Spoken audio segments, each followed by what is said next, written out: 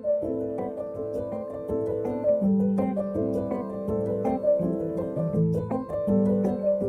We Women project is called Dear New Talk, and it's an audiovisual advice column from the community of New Talk, which is one of the first communities in the United States to have to relocate because of the impacts of climate change.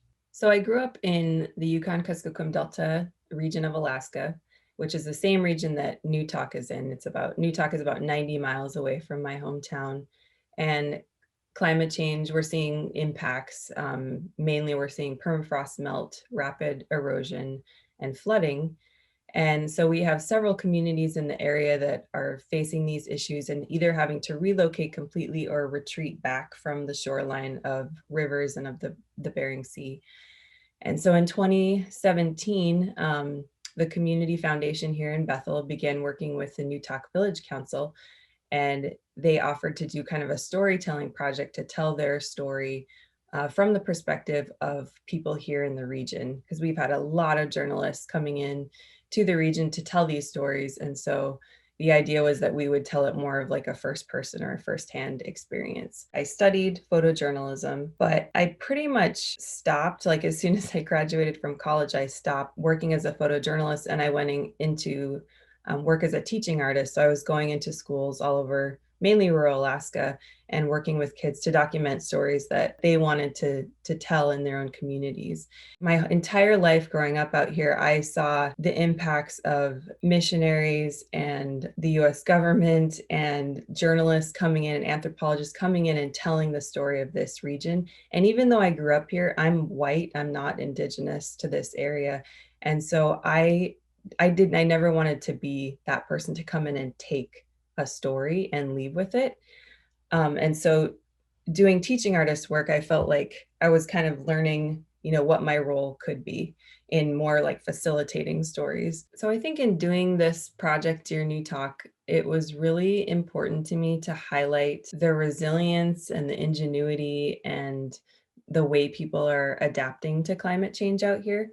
Um, some of the media that's come out of here, this is New Talk's relocation has been going on for years and years, and it's gotten a lot of coverage. And some of the stories I've seen, um, I think maybe almost like pity the situation or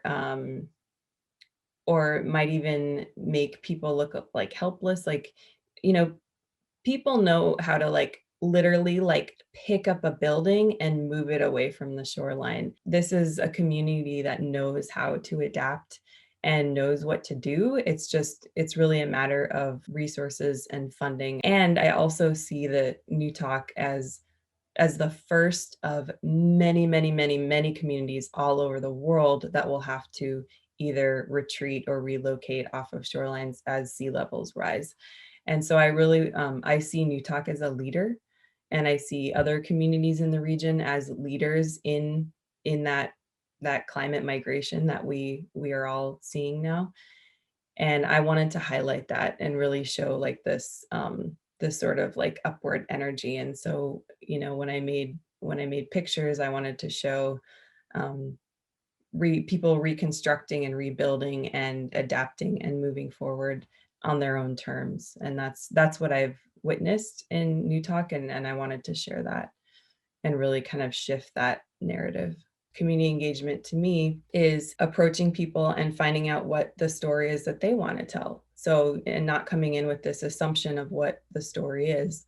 And so with the New Talk Village Council, it was really like approaching them and asking first, like, do you want to do a storytelling project? What is it that you want to say?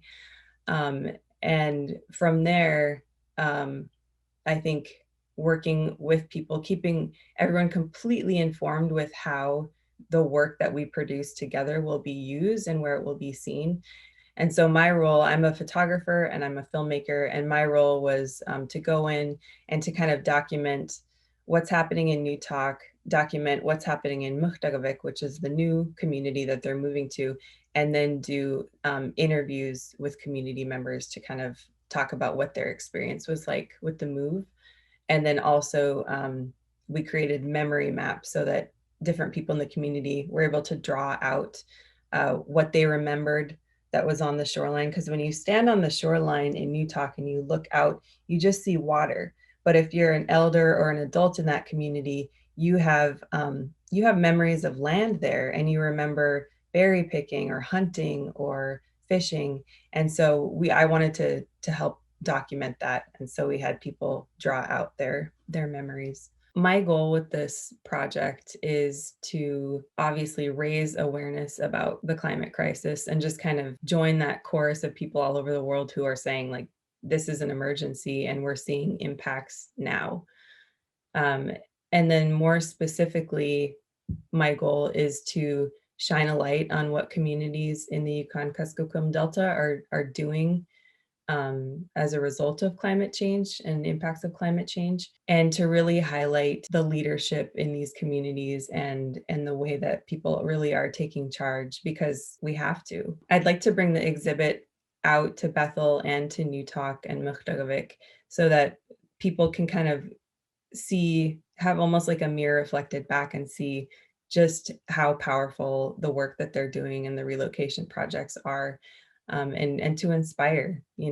It's really hard work, and it's really devastating to see your community erode away. And so I think, bringing those stories back to them and sharing in a way that feels energetic and positive, um, and that's what I hope that people out here get out of it, and really see themselves taking charge of a situation.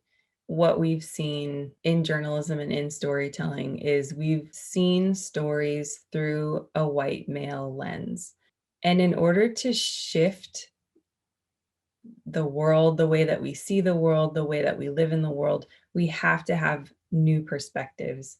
We have to move away from the way that we've seen everything through photographs and through documentary film, and even through written stories.